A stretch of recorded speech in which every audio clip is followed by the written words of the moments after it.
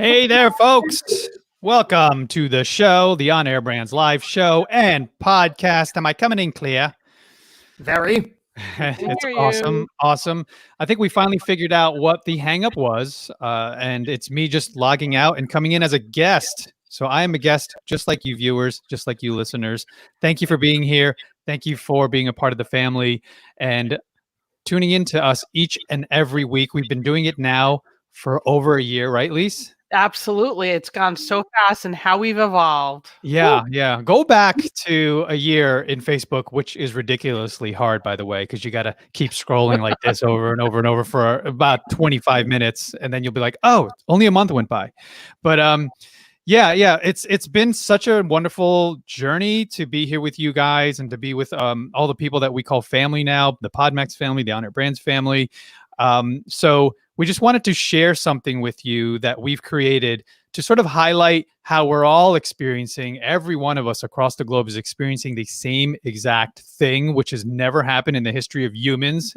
And well, yeah, in the history, because I mean, there was a time when a meteor hit the planet and then everybody experienced that, but I don't think people were on the planet. But anyway, this is really cool. And we just wanted to share this with you. And we're really, really ridiculously excited. So before we do, Eric, I'm sorry. Yeah. Can someone confirm, are we live on Facebook? Are we live? I'm getting this message. I don't know if this is just me. It says that this video should start soon. Thanks for your patience. Huh. Yeah. No, I'm getting live. Okay. My bad. Okay. It's you. Okay. Very cool. All right. So anyone who's watching, please share, please start a watch party, do what we all love and appreciate you for. And we're going to, thanks, Dave. We're going to show and share something ridiculously cool and exciting. So Jake, roll the tape.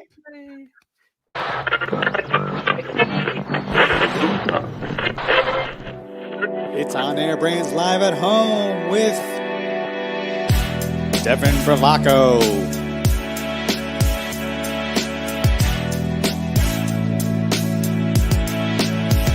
Eric Cabral,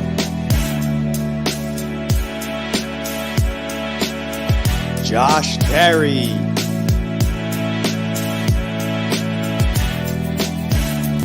Jordan Fraser, and Justin Fraser.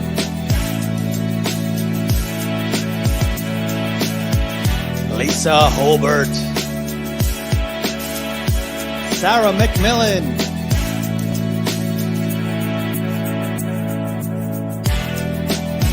Chris Orsi, Jack Turkel, and Jake Resnicki.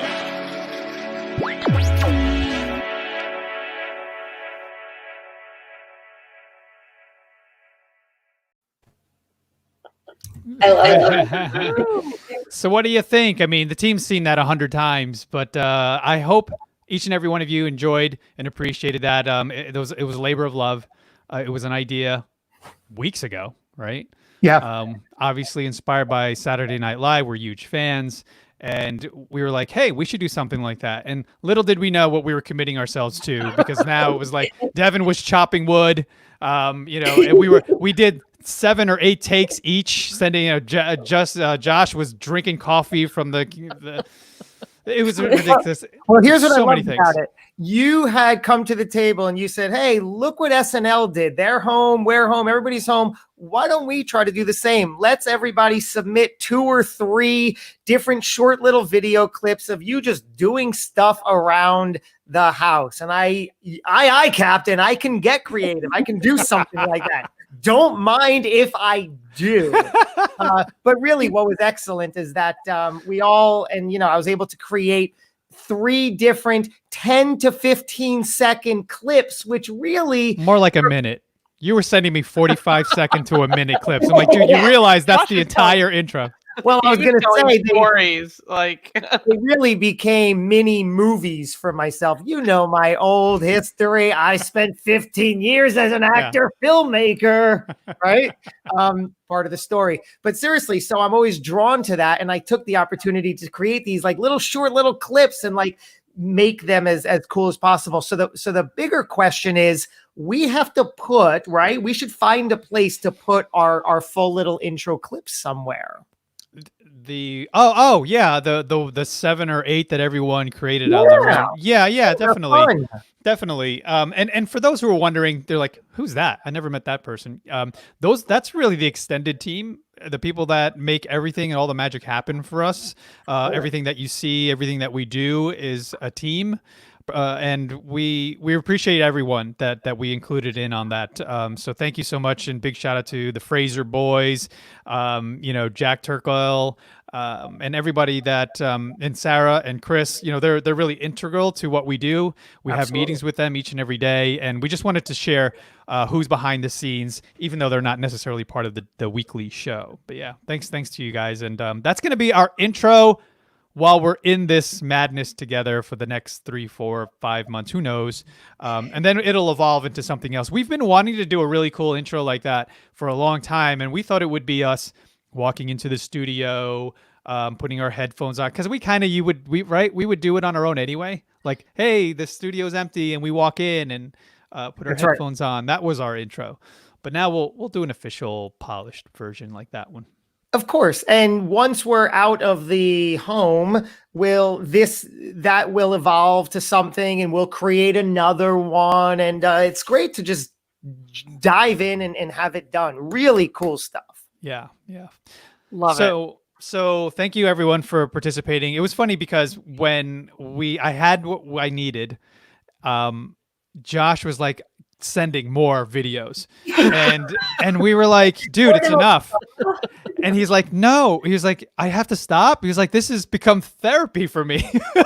I know. Right? That was pretty cool though. Like, I get it. It was like it was the creative juices were flowing, and it was just kind of a fun exercise to try to come up with stuff. And we were sort of challenging each other by sending stuff. And I did the same thing as Lisa with a baking thing, which I did a bunch of different ones, but yeah. Well, here's what was also intriguing.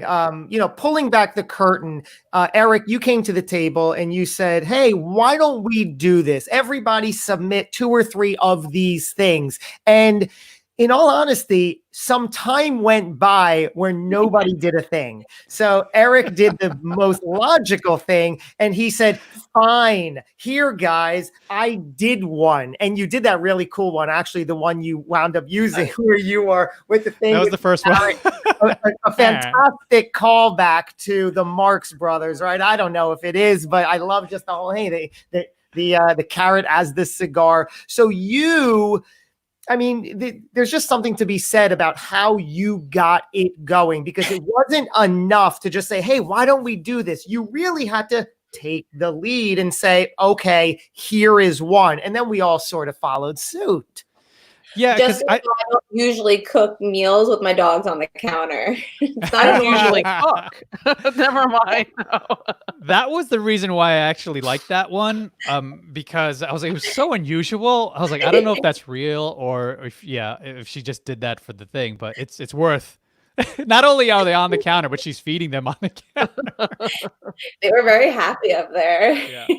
Devin had a lot of cool ones. She was literally chopping wood. That was the one I wanted to use actually. But it was like 100 feet away. Yeah. And it was filmed in the portrait mode, and I was like, let's just redo that. And you were like, I've got other stuff. But yeah. And spoiler alert, that out of every take, that was the only one that I was able to get through the piece of wood. Oh, I really got that one. yeah, we'll have to put these somewhere for people to That's a enjoy. great idea. Skills. Yeah, it's good stuff. But yeah, so look at this. So yes, we're getting dinged by our producer here, Jake, who is saying, have any questions, please engage, please like. This show really needs you to be a great show. So we wanted to spark conversations. We wanted to share some of the ideas that we've had. But before that, we wanted to give love to a certain individual who's been part of our community. He's from the beginning when we first opened our studio.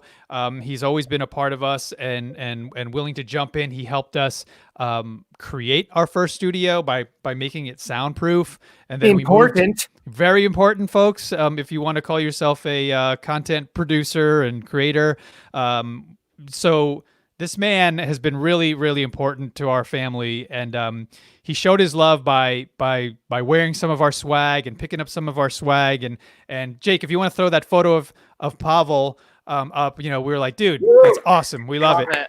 We love it, and we love you. So we're like, hey, Yeah. let's take it another step and just bring you on the show, and let's talk business, man. Let's talk about life. So yeah, without further ado, Pavel Chaplutsky, welcome to the show, brother.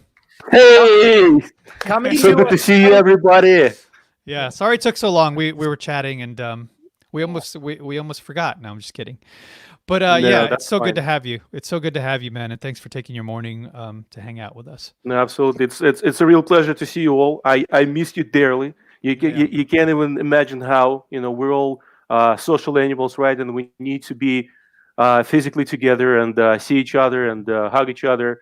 And this, virus created a certain environment, and we just can't do this.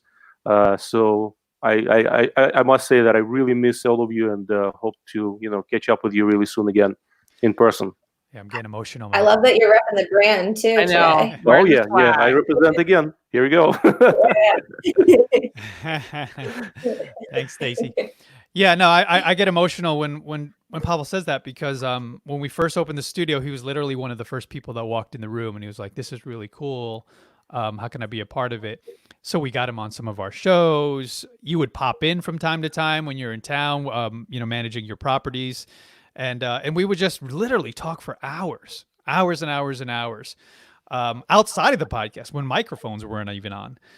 So yeah, thank you for everything you do for us, and thank you for being a part of us, dude. We really appreciate No, I'm that. really happy to be a part of the family, and you guys did a lot for us as well. You opened a certain gate of unforeseen opportunities that we did not expect, and we are, really fortunate to know you. And thank you for bringing us to the shows and keeping us in the loop, and having these meetups. It's always helping. It's very positive. And I love the intro, by the way. I just wanted to say that I was quite surprised. This was the first time I saw that, and I hope Jake did not inject that Lysol into him. I'm fine with Tito. I'm fine with Josh doing Tito, but not a Lysol. He's the boy wonderful. He can handle it. Yeah. It's funny because the Tito's coming out of the microwave. I think it was Justin on the team was like, "Why is it coming out of the microwave? Why not the shelf?" And Josh was like, "Because that's not funny." Coming off Here the we go. shelf. Yeah. Or it's like you clearly don't have kids or something too. Yeah. It's so funny. But so I wanted to tee up a conversation here, and we could take this wherever we go. And I often like talking about our show as a car or a van, where let's just pile in and start the engine, start the show, and see where it takes us. Let's just go for the ride. So I was exercising the other morning, and my kids were literally playing around me, and in the corner they are building Legos. They're all into Legos right now, and they're constructing all this stuff, and it's beautiful what they're creating, especially the soon to be 6-year-old Veronica, and it's like a castle with all these people around it, and all of a sudden I hear this massive crash, like whoosh, and I'm like, oh my god, she destroyed it. She's gonna start crying. I look over, she did it on purpose. She literally took it all and smashed it to the ground. And it hit me, the reason she did that, and the reason she does that, is to rebuild, because now what she's created is as far as she could take it. It's her imagination or whatever she's doing. This is it, and it's time for something else. And it reminded me of what we're going through. Like, why aren't we able to quickly pivot? Why aren't we able to quickly rebuild if needed? Take the existing pieces and create something new out of it. We oftentimes, as entrepreneurs, fear change and fear rebuilding or pivoting or doing something different because what was working before worked. Well, hey, folks, now it's not working anymore. Things aren't working.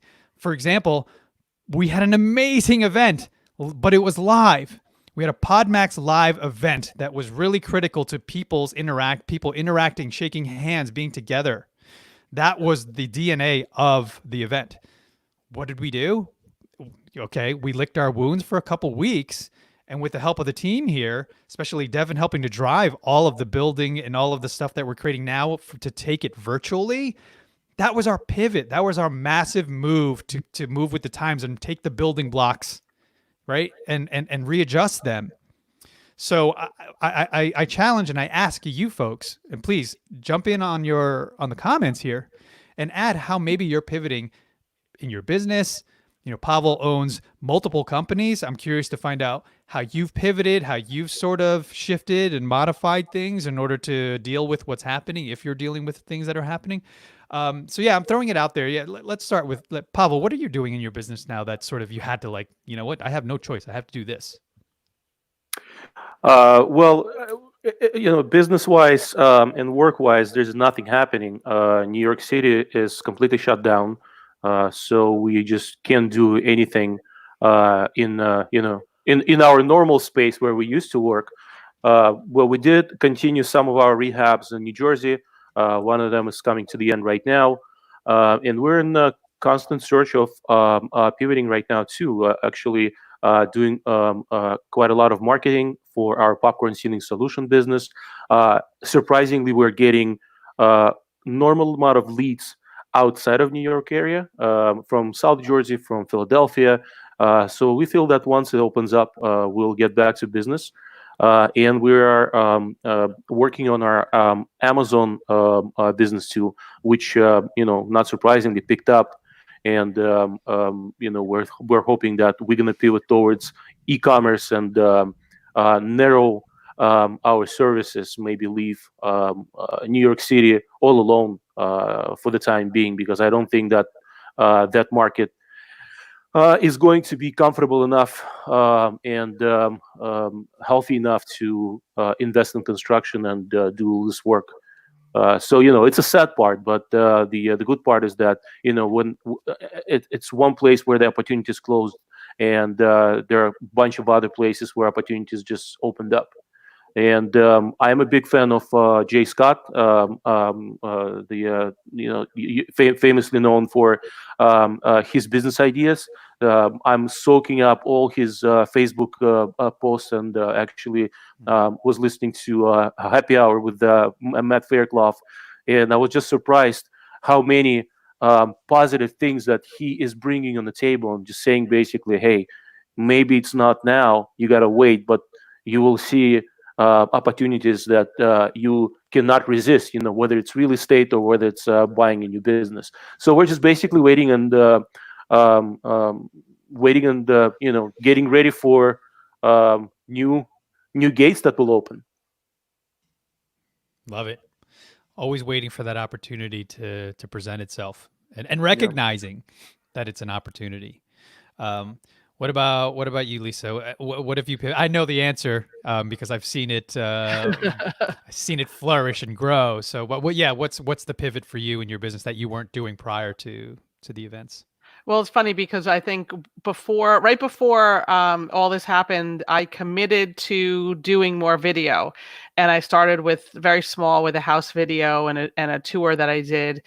And when this all kind of unfolded, I said, this is an opportunity, and the idea came to create something called a look inside, which is to kind of look inside different real estate businesses, people that service the real estate industry, and talk to them about and take a look inside of what their businesses were before all this happened, how they're pivoting at this moment, and what they're looking at going forward. Well, the other piece of it that kind of evolved is, how are they helping their clients pivot? So what I found interesting is that a lot of people had to pivot their own businesses, and pretty quickly, and then had to move to help guiding their clients and how they were going to pivot. And that was kind of a piece that I had initially not thought of, but then realized that, we all have businesses, and we all had to kind of take all this in, absorb it, and then kind of figure out, how are we going to address our clients? And our clients, in whatever businesses we're in, we're looking to us for guidance. What is our social media message? What should it be? Should I buy a property now? What is the future of real estate going to look like? Pavel, that's a perfect example that these thought leaders like Jay and Matt, they're already talking about, okay, what do things look like going forward? And to me, that's been the real evolution. When I started this 6 weeks ago, it was more like, okay, this is what's happening in the moment. Now there's a lot of retrospect, happening and saying this is what has happened. Now let's look forward. So it's been interesting to see that evolution, and I just kind of have evolved with that, and I'm kind of just rolling with it. Don't not there's no real structure or plan in place. I'm just kind of rolling with it and seeing how it evolves. I love it, Lisa, and I'm gonna shout out you because I think that like through this time too, you've kind of, I feel like every time I go on Facebook or LinkedIn or Instagram or something, I see your name. So I think you're constantly getting new content out there, and you're promoting in different ways.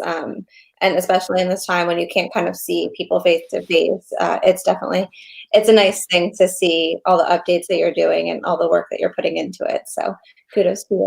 Well, thank you. And I think the cool part, and we see this in the real estate business. I think we see this in what we're doing at On Air Brands and in our own businesses, is a collaboration. I mean, Devin, you spent like an hour with me last week. I was exploring Instagram and how you use the posts, and then how you post something kind of individually in your story, and you kind of walked me through it, and I'm like, all right, I'll try it. Let's go with it. And hey, that's what it's all about. We all share, we all teach each other new things, and just give it a shot. You know what? I'm of the belief, you don't ask, you don't get. You don't try, you don't receive. Nothing happens. Yeah. So it's about teamwork and sharing information, and sharing thoughts and visions, and it's there's a lot of silver linings, I think. And here's one of the most important things that I've really am learning in real time on this very topic. Too often, quite maybe even every time we put something out there, we really default to thinking that nobody cares. It didn't really mean anything. Nobody's responding. I only got 4 likes, 3 comments, what have you. And that's the default because we take it all at face value. What I'm learning and what I want to challenge you to do is to flip that script. And what if you think that every piece of content you are putting out is affecting profoundly and perfectly one person, not 100 people or 500 people or 1,000, but what if every single thing you put out there profoundly and perfectly positively affected one person? Wouldn't that be incredible? The reason we have such a hard time with that is because we often don't hear of that one person. But I've been hearing more and more from each of those one persons. And it's forcing me to see it all differently. Case in point, we run PodMax. Of course, we're doing it virtually. We've done it a handful of times in person. The last time we did it in person, we had a wonderful woman come through, Jamie, and she had a great message to share. Not only did she have a phenomenal experience, she sung our praises, has now created her own show that she's been dying to do for so long. By attending our event and going through that experience, she said, you guys are the reason that I'm now on this path, that I've created a show. And for anybody who knows, who has a show, the possibilities are really endless and can and will be abundant. So just that appreciation showed me that when you put things out, you are affecting people in a way you might never really understand until you make it the point to see it that way. Yeah. I mean, that's a beautiful thing. I think that some people may be intimidated by that concept. So if you are and you feel like that's a lot of pressure, think of it as you speaking one-to-one. Think about it as you speaking to a small room of people. If you have some experience, if you have knowledge that most people don't have, even if you have knowledge that a lot of people have, no one has your experience and your specific knowledge and how you can potentially give advice or help people. So good example, Lisa, and her taking the leap and creating her own show. What's cool about that is yes, it's probably scary, and yes, you don't know what to expect the outcomes. But the thing is, during that process, whatever it is, whether it's an interview or starting a new business or you're getting into that hobby and being a part of something, is you're going to learn from it. You're going to pick some things up from that, whether it works or it doesn't, right? As we move forward, we fall, we fail, and we succeed. And that's how we become successful, is by trying new things and not being afraid to push and to try. And whether it works out or not, and you decide it's not for you, hey, you just got a ton out of it, right? Because for whatever reason, with Lisa in particular, I'm sure she's learning a ton from the technical side, right? Connecting microphones, stuff that usually the team is running around and doing for her. But she's learning from the people she's interviewing. She is now the student as well as the thought leader, because now she's had an opportunity to talk to people and say, hey, I'm asking this question for my audience, but as well for myself, so I can learn. Would you agree?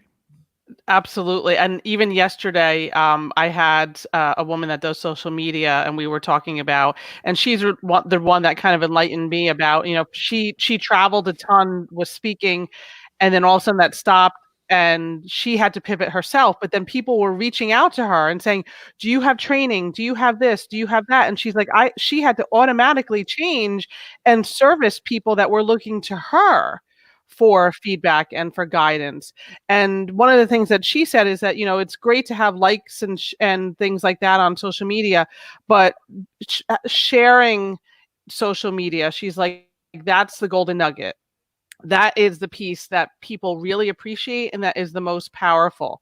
And I never really thought of that. And she said, you could have 100 likes, kind of to your point, Josh, but if one person shares it, if two people share it, that means so much more.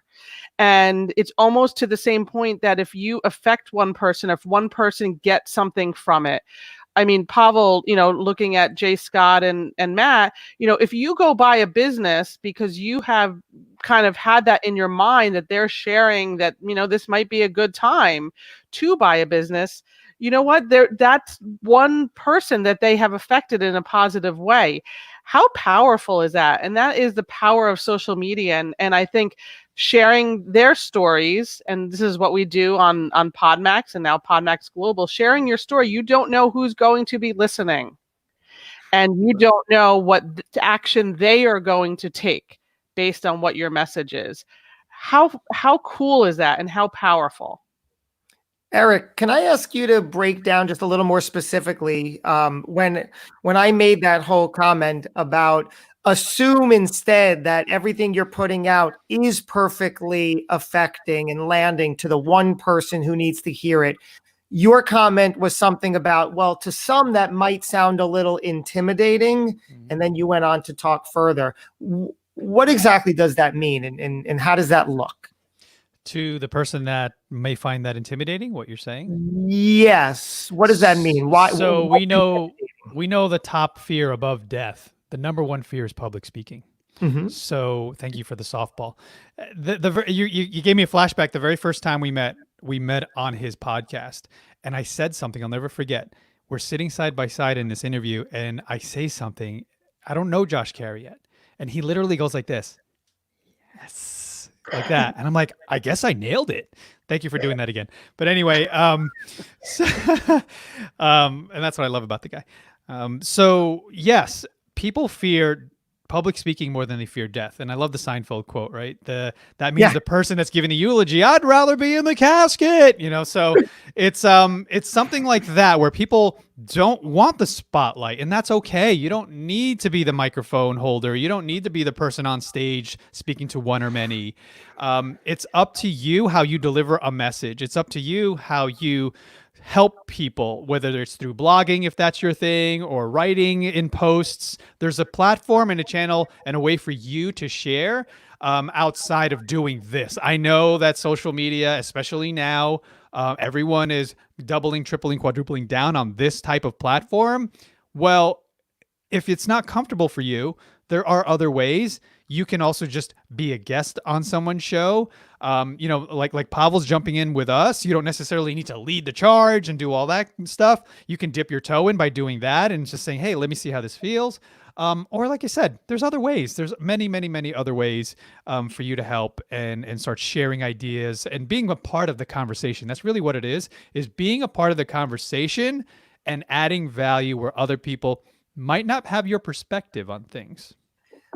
Here's what it also comes down to. We all have our insecurities, don't we? We all are greatly insecure on specific levels that sometimes we shy away from, sometimes we cower, sometimes we don't know what to make of it. But almost taking comfort in the fact that, you know, we all are insecure, even the ones who feel and look and you're assuming are the more successful, very insecure elements to their lives, right? Wouldn't you agree? So isn't there something to be said that if we're all so insecure, where you have to find it within yourself to take the appropriate action and move through the fear and uncomfortability?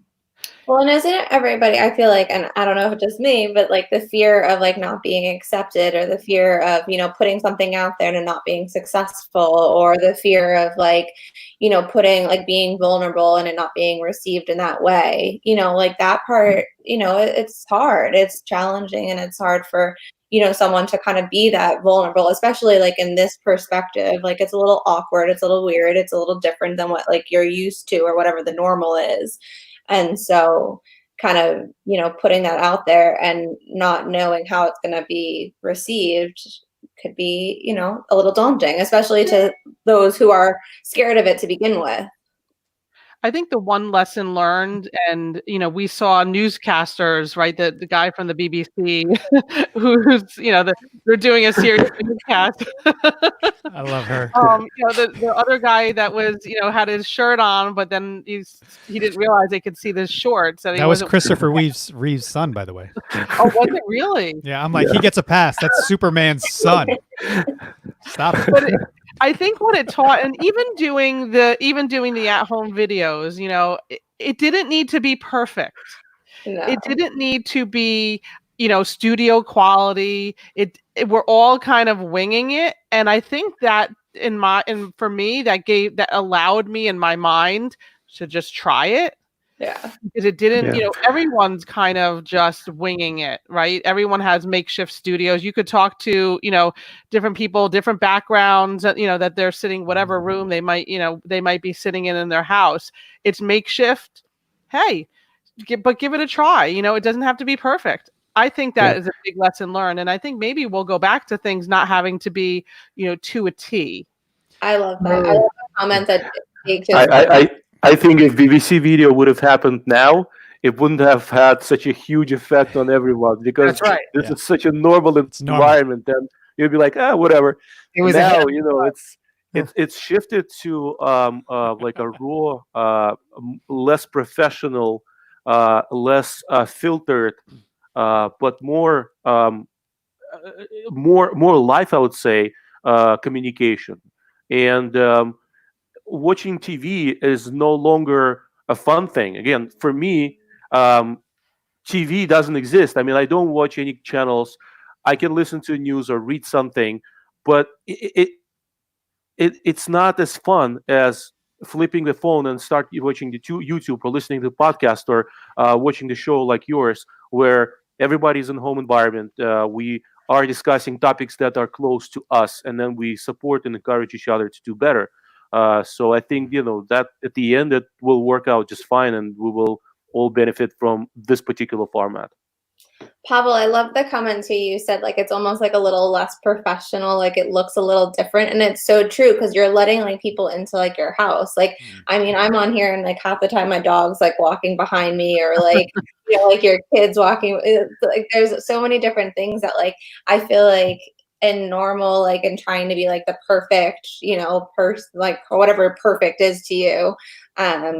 You know, you're always watching out for that, but now you kind of have to like, you know, pull the curtain back and let it in and be vulnerable, and kind of, it kind of lets people see who you are. Which is ironic because that's what everybody for years always says. If you want to get your message out and you want to be a leader in your community, you have to let people in. You have to let your guard down. You have to be genuine, authentic, all those words we hear.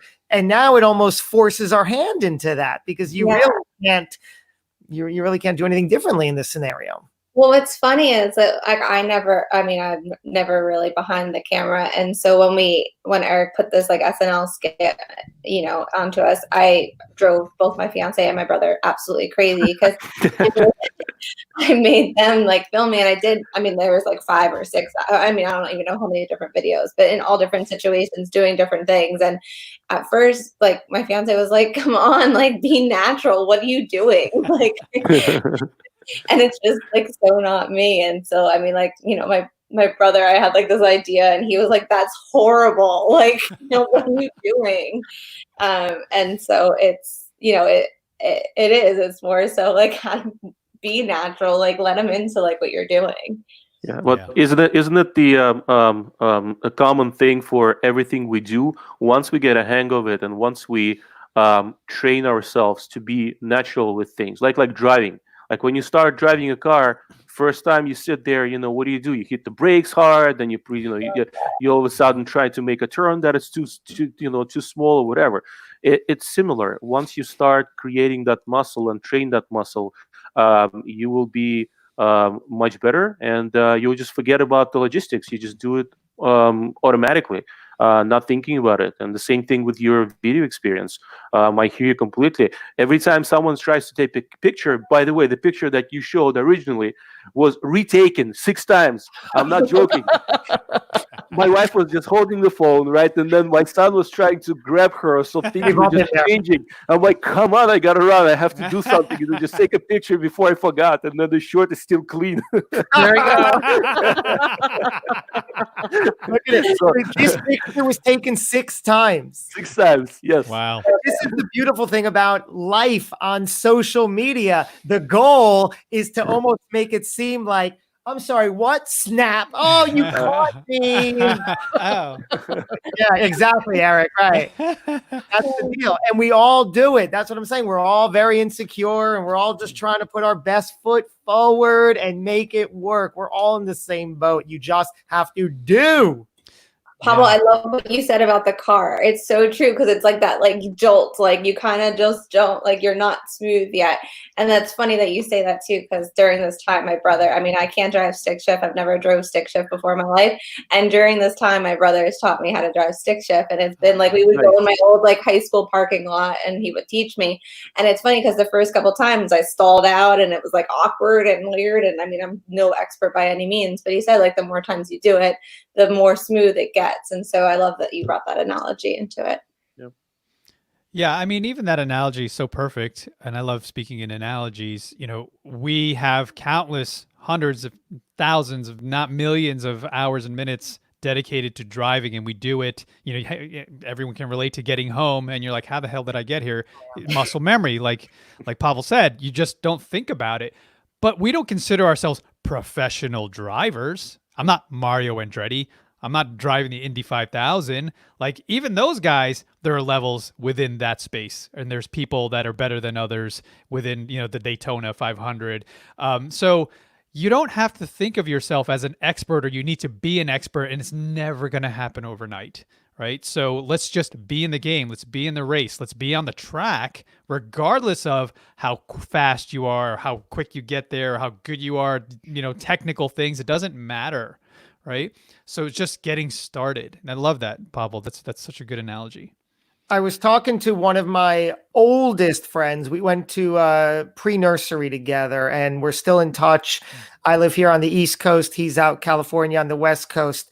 But he put a post out recently on Facebook that he's been over 215 pounds most of his adult life, certainly unhealthy, overweight lifestyle. He finally acknowledged it over the course of the last 365 days. And I say it that way because each and every day from a year ago, he has committed to taking action to get his health and body in order. So 365 days later, he puts this post out on Facebook that basically says, I don't mean to brag. I'm not the bragging type, and you probably won't hear me talk about this again, but this is what I've done over the past year. Here's my before picture. Here's my after picture. I lost 60 pounds. I took my body mass index and my body fat and my weight massively down, and I feel great. And this is how I did it. All this great stuff. And he said, so that's it. I'm not bragging. You're not going to hear from me again on this topic. It was wonderful. Everybody was like, my goodness, you're an inspiration. How did you do it? Tell me more. So I messaged him and I said, look, you need to not feel that A, you're bragging, and B, you have to find ways to continue to share this journey, because not only is there one, there's probably many, many ones of people who want to look to you as the result that they desperately need, and you are where they are or want to be. You were a year ago where they are now. They need to see this. And he responded, he really knew it, but he said, I'm just resistant because I used to look at some of these fitness guys who were in a similar boat, and now they're coming to the table and they're acting like they're this big fitness guru. And so there was just that off-putting element. I said, fine, there might be a fine line between offering who you are, what you've become, how you've done it, versus I know it all. Follow me. I'm the guru. Let's do this. So I said, understand that fine line, but people need to hear your story in just a genuine, this is what I'm doing. This is what I found works. Love that. I love that. And I think that then shows his vulnerability. And I think that is the piece that people are attracted to and that people will follow, because they realize that, he probably has a couple of bad days. He probably, struggles with doing the workout or eating the right snack, especially now. Because if you bring it into the house, it's not like you're having visitors and anybody else is eating it but you. So, I think that was an awesome message. And sometimes I think just hearing that from you made him at least think twice about sharing his story. Yeah, and that's the reason I checked in with him and I said, you have to find a way. Like you said, even today, okay, now that you've done it for a year, you haven't done it in this scenario, just give some oh my goodness, I was struggling with this, but this is what I did. This is how I stayed in touch with my goal and whatever.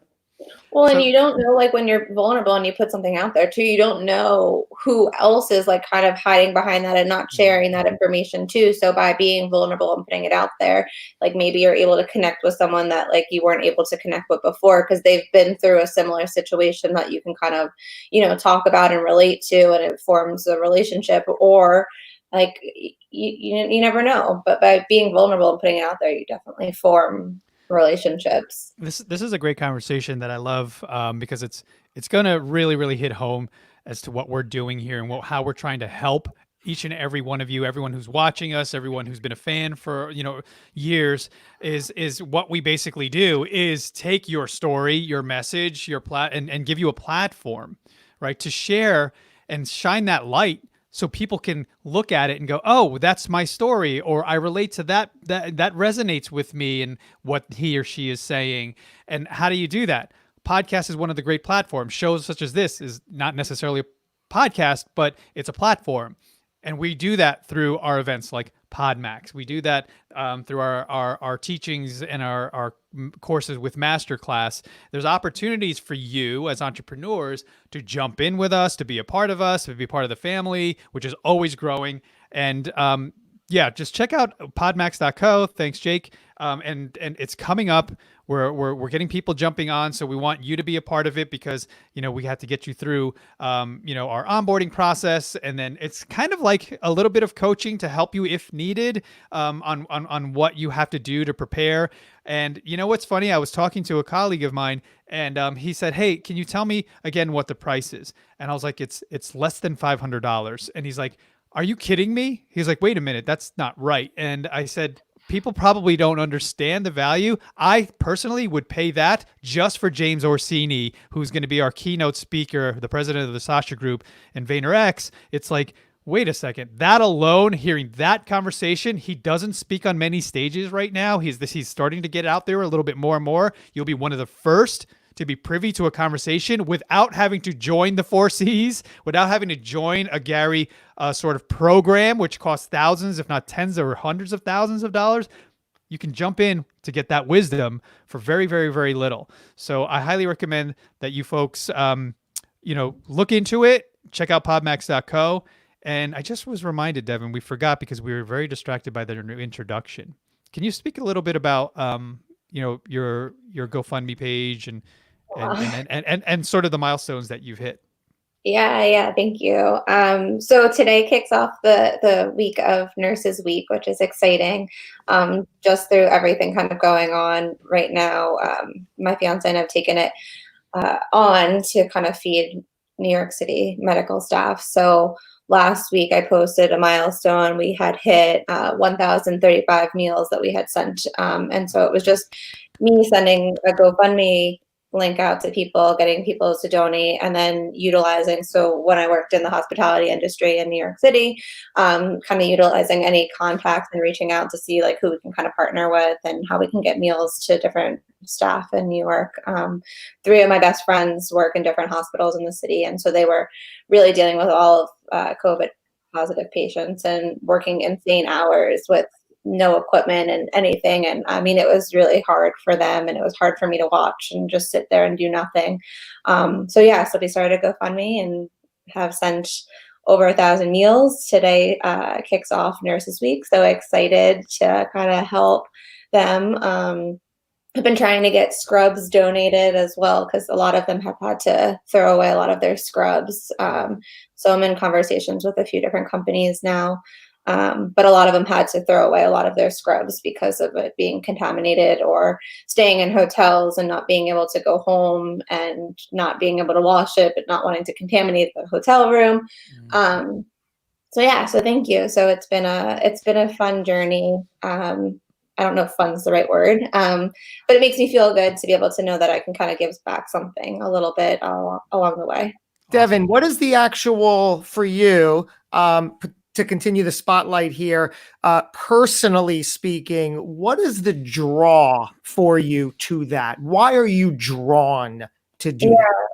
I think, throughout my whole life, like I've always volunteered and tried to be a part of different organizations that help give back. I think I've been very fortunate in my life in a lot of different ways, and I'm really grateful for a lot of the experiences and situations I've, been a part of.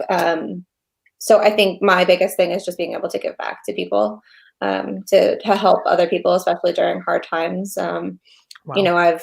I've experienced and I know a lot about mental health. And so, a lot of my, a lot of this goes into like the sanity of my friends and what they're all going through right now, because it's just like it's a painful situation to watch. It's a painful situation to see the news, like I tried to get off of it. But my biggest thing is trying to, give back and try to help other people through hard times.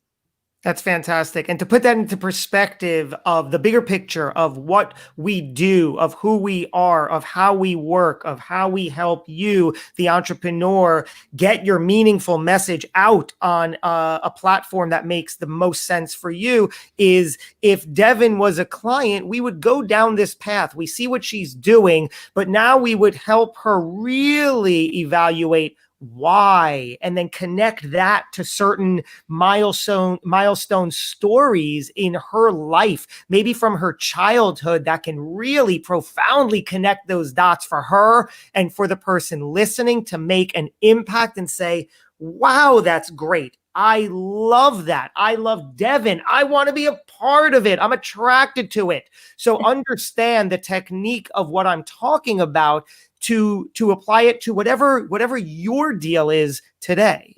Yeah. I mean, I think like, growing up, like I had a lot of loss, from like really close family members or cousins, or, I experienced that when a lot of people don't kind of know or how to experience death or haven't had to experience it. I experienced it really young, with people that are really close to me. And so I think giving back like has always been my way to like kind of help, in any way that I can. And like I've started so many different charities and done so many different like charitable work. And I've started so many different charity events that, I mean, my friends and I in college, instead of doing normal things, we started a foundation to help give back to people struggling with cancer. Yeah, it's been, Cool. and because mental health is such a big thing and a lot of people don't talk about it, it's been like a big thing for us to try to, acknowledge that these things are real and these things happen and how we can kind of help other people through like hard times. Well, if you want to get on some shows, we know a guy. I'm around. But yeah, no, it's been a great journey to be able to help others and, just really be that person. I've seen a lot of things through like Facebook and different social medias that say like, during this time, because like a lot of extroverts are, especially home, even introverts, like it's, you're out of the norm. And so I've seen like a lot of different posts that say like, if you need someone to talk to, call me. Like, I don't care who you are. I don't care if I know you. I don't care if like I've never met you before. Call me. Like I'll talk to you. I'll help you with whatever I can.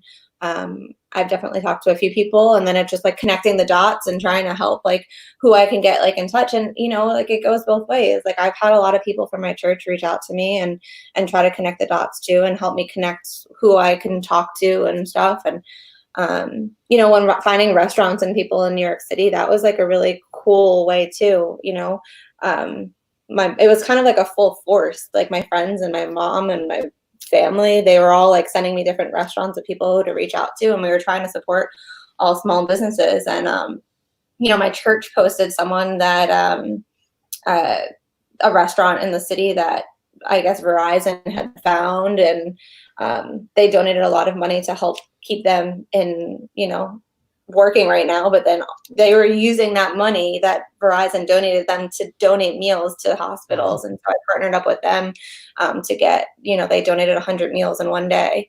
So yeah, it's been a cool experience to be able to connect the dots and try to help others. Connect the dots. That's a good little springboard. No, Yeah. but we appreciate everything you do, Devin. Yeah, And any way we can love and support what that is, we'll do it. If you go into the comments, or if you're looking in the show notes, listening to the podcast later, it's all there for you. GoFundMe.com/help feed our medical staff. Thank you again. I wanted to connect the dots to something that we have on Friday, which is a free master class.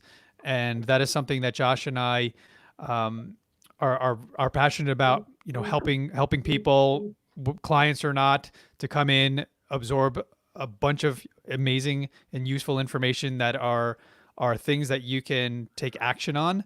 And just things that if you're hesitant or fearful of building and developing a personal brand, we shed some light on it. We sort of help peel back the layers so that you understand the power of it, the reason to do it, the why, and then when you get through and past that, how do you do it? What are the steps to getting there? And we have it all broken down in something simple as the 4 C's. And you can get into that when you jump into these free courses, which we're having this Friday at 11 o'clock live. And we had some guests say they were coming in and they weren't. It might just be Josh and I, but we're open to always talking with experts in the field that can also help to shed and bring a different voice and perspective into it other than Josh and I. But yeah, please join us this Friday. It's going to be awesome. And Eric, just to go back to, if you haven't seen the other master classes, I think that you could definitely scroll on Facebook to see the other ones. We'll definitely be posting more content of a package in the end. But I think the past couple of weeks it's been like leading up to it. So it's really exciting. I think each week has been better than the week before. And it's just growing the content and the connections and really bringing out the different personalities. So I think you guys have done a great job of that. And if you haven't seen it, scroll back and check them out. Thank you. So folks, we're sort of winding down here. And if there's anything you want to add in the comments, if there's anything you want to share with us, we can tackle it now, or we can continue. Maybe it'll springboard the conversation. for next Wednesday at 11. So is anything else that anyone want? Oh yeah, this is great. Thanks, Jake. If you have questions, as always, and that's actually how Pavel got his swag on. Any comments that make it to us, we chat about and begin a conversation, we'll send you something cool. We'll send you something sweet. So do you want to touch upon for a moment, Eric? Because I know that this is really close to your heart as a designer and a branding person, and the fact that Pavel's here right now. He showed us that shirt, that hoodie that he received because of what we were just announcing.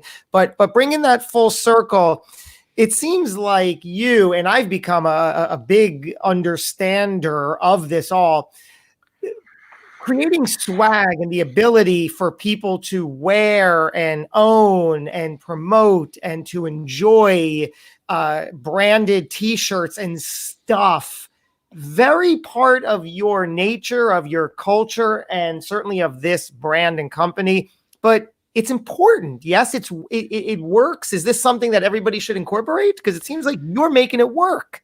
Yeah, it's sort of it's part of my DNA now. It didn't happen overnight, but because I've been in the industry of creating brands for over 20 years, it sort of is innate. So I always implore and recommend, especially the real estate investors out there who don't understand the power of brand and the power of developing and building a culture that people gravitate towards so that they can become what we call brand champions, brand advocates. So when you do that, and perfect examples of that are Apple, right? Look what they've done. They've created what some people consider a cult, people who just talk about it and sell it, and it's not even their products, and they're just singing the song all the time over and over and over. There's powerful brands out there, Nike, where people wear it and it makes them feel a certain way. It makes them feel like they're part of a tribe.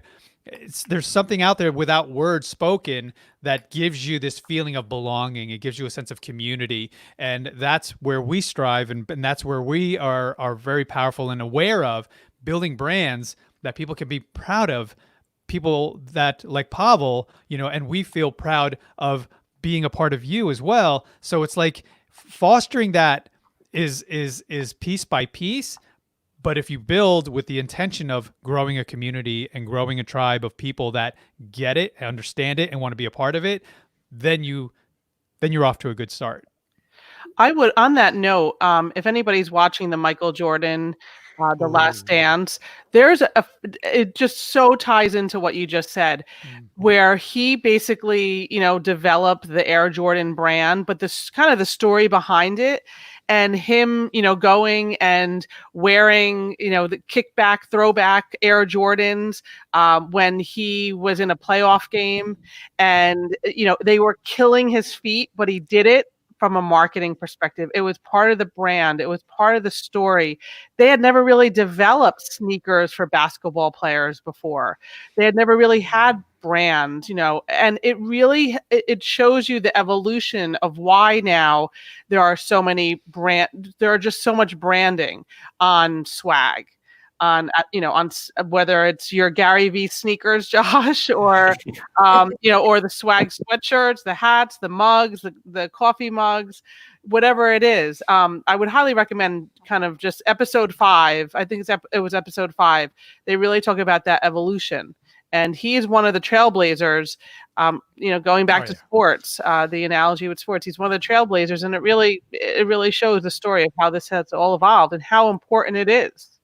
So you had mentioned this, Eric, and exactly what you're touching upon, Lisa. I don't know how much time we have for this conversation, but talking about, for example, my Gary V sneakers. He partnered with K-Swiss a couple years ago, created a specific Gary V branded sneaker. I ran to the chance to own a pair. Why? Right? What is it about? Why do I feel so passionate about owning them and wearing them? It's because I like the way I feel, as Eric mentioned, when I put them on. What has Gary done? What elements are and continue to be in place that allows that connection. Further, Eric, for you, truth be told, we share with each other internally whenever we see on social a friend, a fan, a client, Pavel, somebody out there who's not on our inside team wearing something of ours that they're just posting something irrelevant to the brand on social, but they happen to be wearing the shirt or the jacket or the sweatshirt. And we're like, oh my God, look what they're wearing. What elements are in place? Probably for a whole other episode, but at the surface, what can somebody start to think about that they need to do? So, because branding is not just a logo, right? So how do they create this feeling that somebody's going to say, I want to wear this because it's going to make me feel a certain way? It's all about culture. It's all about surrounding yourself with like-minded people, that other people, when they step into your hemisphere and they start to be surrounded by your tribe, they feel the vibration, they feel the frequency that everybody is putting out there. So it's critical that when you build a brand, like Josh said, it's not just the logo. That's the start of it. It's about you and your DNA, your most authentic self, and having people come to you. That's why we always talk about clarity in your message and developing a community and collaborating and all these things that build a brand, because you want to put it out there so that you find the people that are like you that can help champion what it is you're doing. On Air Brands is a perfect example of that. We have a team of over a dozen people that help do what we do, and it isn't through, money and monetization and being greedy about certain things. It's all about us on the same path, on the same boat, on the same ship and train to push forward the message and how we help people. So that is our message, right? Giving people a platform to shine and broadcasting your brand. That is how we do it. Whether you're in real estate or you're in another type of company, what is it that you're doing that is truly benefiting people, that can help them in certain ways grow and expand and become bigger and better? And you do that with people, and you do that with community. So the thing is, it's not easy, but you have to take the first step, right? And that is clarity in your message. And when you build that message, when you develop that message over time, you could really leverage that to take the next few steps. But yeah, I highly recommend anyone out there who wants to get into building a brand.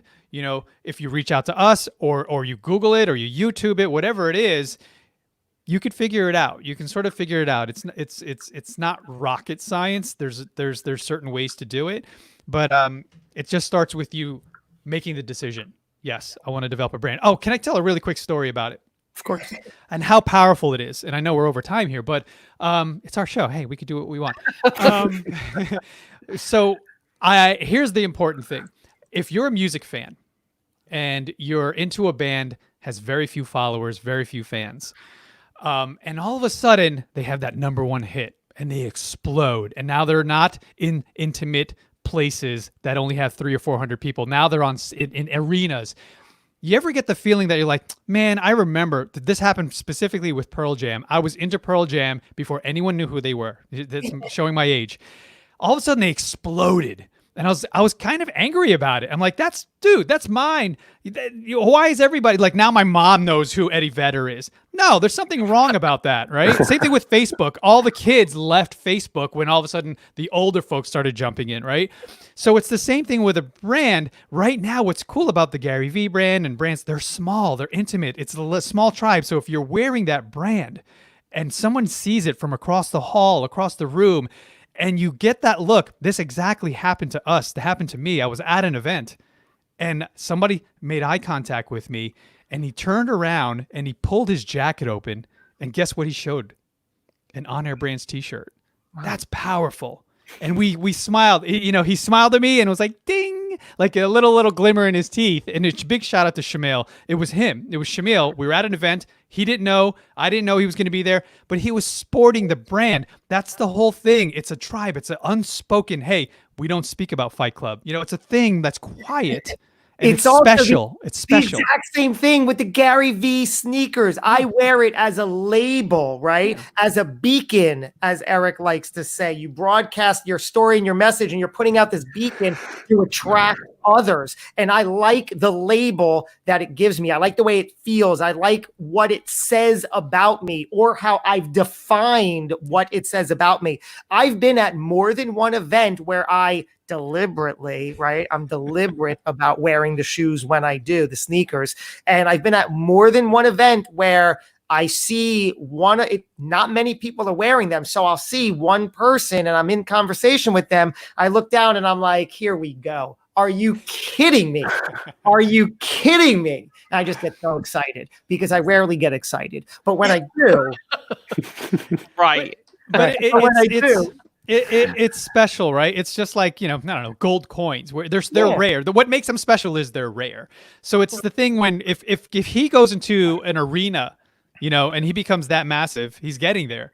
And Josh he looks down at his shoes, he feels special, but he looks up, now hundreds of thousands of people are wearing the same shoe. It doesn't feel as special. So it's kind of cool to be a part of a small brand and build that culture. Like everyone wears Nike, everyone wears Under Armour, so it's nothing unique about it anymore. But when you're a part of a brand like Pavel joining us and us sort of building brands from the ground up, there's a small window of something unique that we all get to experience. I just wanted to add something to your points. Besides being a part of community and being a part of this cool brand and cool logo, I love the logo. Your swag is just comfortable. I want to wear it every hour. As long as it's not ready to go to the washing machine. I just want to wear it because it's comfortable. So that's also important. Yeah. I've had a lot of T-shirts that I ordered for my company that were just, I'm sorry, crap. I mean, you just can't wear them for more than 15 minutes. They just either too short, the sleeves, the waist and all that thing. So you guys really thought it through. I have your T-shirt and now I have this sweatshirt, and both of them are super comfortable. So not only it's cool to have and wear, and be a part of it, it's just comfortable, and you just don't want to be, without it. So thank you for creating that thoughtfully. Thanks for highlighting that, because it's again unspoken, right? We think about quality, and quality will relate to your business, your service, your products. Yes. So even though we're not in the clothing industry, we understand that the message being sent is quality. So that will translate into what we do in our events, in our services, and our creations. So it's funny because the jacket that Lisa identified fits the model and the label for a quality, the windbreaker. Sorry you weren't at the PodMax where we gave away these amazing jackets. But people I see wearing them on social all over the place, like major people wearing, like Dave Van Horn wearing it in the background of an event. I'm like, what? So what's crazy about this, folks, is building a brand where people are proud of wearing it without necessarily even thinking about, hey, I'm a walking billboard right now for you. That right then and there, if someone's saying, so those jackets cost us, I don't know, was at least $60-$70 each. We're giving those away. Why? That's marketing.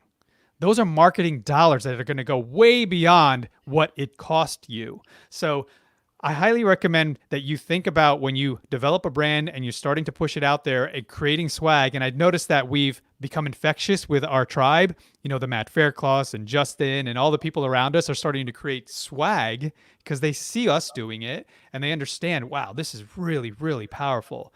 So yeah, thank you for that, Pavel, and thank you for being a part of us. We're really honored. And I'm really, really honored and proud to be your friend and part of the tribe. So thank you. Aww. So folks, that's it for us. I think we're going to take this home. Thank you for sticking it out with us and traveling to the end of the drive with us. We're at our destination and we're going to fill up on some gas here. Always fill up on gas, Jake Reznicki, because it's not super exciting to me to be driving on E. I know it's there you go, brother. There he is. Boy wonder. Hey, take us out with our new intro, which is now an outro. Folks, we'll see you next week. Thanks for tuning in.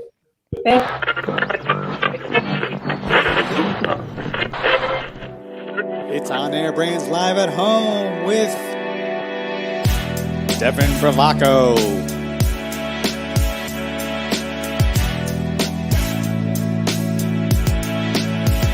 Eric Cabral.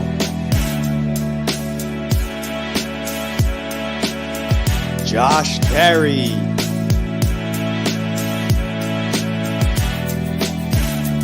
Jordan Fraser and Justin Fraser.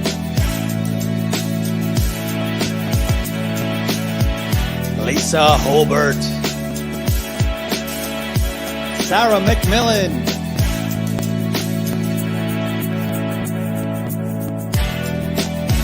Chris Orsi. Jack Turkel. And Jake Resnicki.